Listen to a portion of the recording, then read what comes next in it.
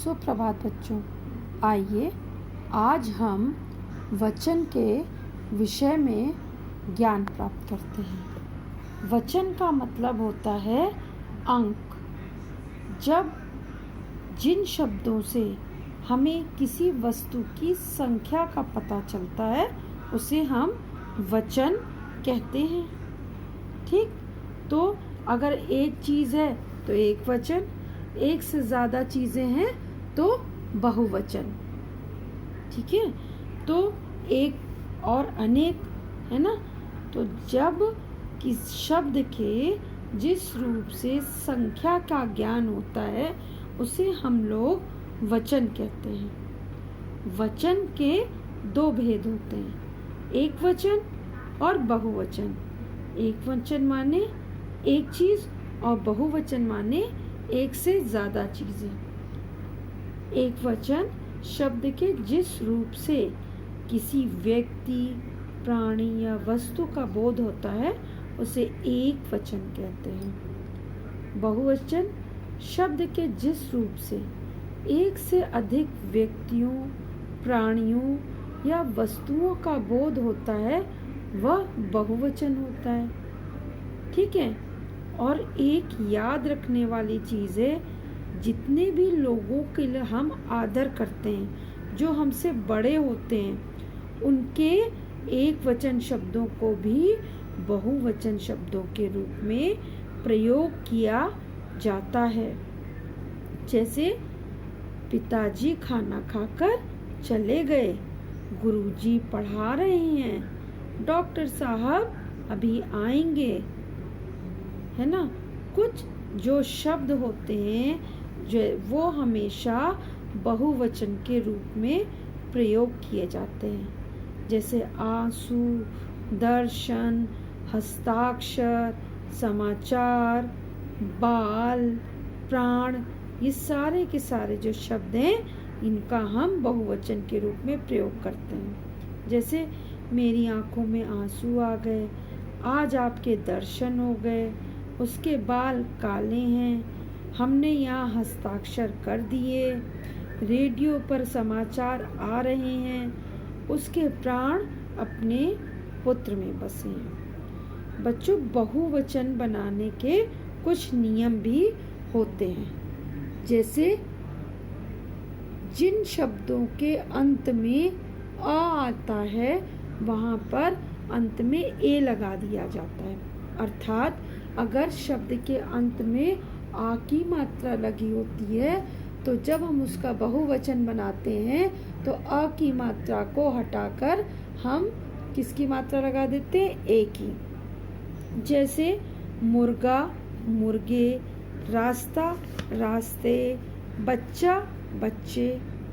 नियम नंबर 2, जब स्त्रीलिंग शब्द हो और वहाँ पर आल की मात्रा लगी हो तब उस जगह पर हम आ की मात्रा के बाद में उसके आगे ए शब्द लगाकर चंद्र बिंदु लगा देते हैं। जैसे छात्रा, छात्राएं, कथा, कथाएं, शाखा, शाखाएं, कला, कलाएं, मात्रा, मात्राएं, है ना। जिन शब्दों के अंत में अ लगा हो वहाँ पर हम एक के ऊपर चंद्र बिंदु लगा देते हैं। अ का मतलब कहाँ, वहाँ पे कोई शब्द में जो आखिरी शब्द है उसके आगे कोई भी मात्रा नहीं होती है, तब हम वहाँ पे क्या करते हैं? ए लगा देते हैं। जैसे नाव, नावें, है ना, पुस्तक, पुस्तकें, है ना।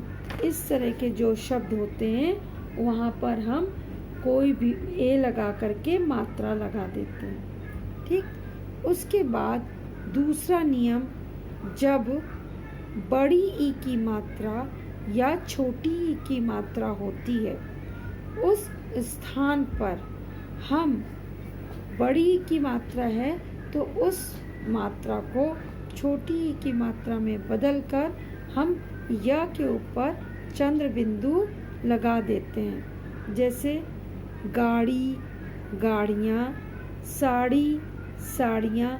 परंतु अगर छोटी ई की मात्रा है, जैसे रीति, रीतियाँ, विधि, विधियाँ, है ना, छोटी ई की मात्रा है तो हमने वहाँ पे या लगा करके ऊपर चंद्र बिंदु लगा दी। कभी कभी बहुवचन बनाने के लिए हमें अंत में क्या लगा देना पड़ता है? उन शब्दों के आदर्शसूचक जो शब्द हैं उनके अंत में हमें जन गण लगा देना पड़ता है। तो कैसे? जैसे गुरु, गुरुजन, अध्यापक, अध्यापक जन, शिक्षक, शिक्षक जन या शिक्षक वर्ग, इस तरह से हम लोग लगा देते हैं। अगर किसी शब्द के अंत में बड़े ऊ की मात्रा या छोटे ऊ की मात्रा लगी होती है तो वहाँ पर भी हम बड़े ऊ की मात्रा को छोटे ऊ की मात्रा में बदलकर ए लगा करके चंद्र बिंदु लगा देते हैं। जैसे वस्तु, वस्तुएं, त पे छोटी ऊ की मात्रा, ए लगाया, उसके ऊपर चंद्र बिंदु। परंतु अगर है बहु, ह पे बड़े ऊ की मात्रा, तो हमने ह पे छोटी ऊ की मात्रा करी और ए लगा के चंद्र बिंदु लगा दिया, तो हो गया बहुएं। इसी तरह से ये जो नियम है, अगर हम इनको याद कर लेते हैं अच्छी तरीके से, तो जितने भी शब्द हैं उनका अगर हमें परिवर्तन करना हो बहुवचन के रूप में तो हम उनको आसानी से कर सकते हैं।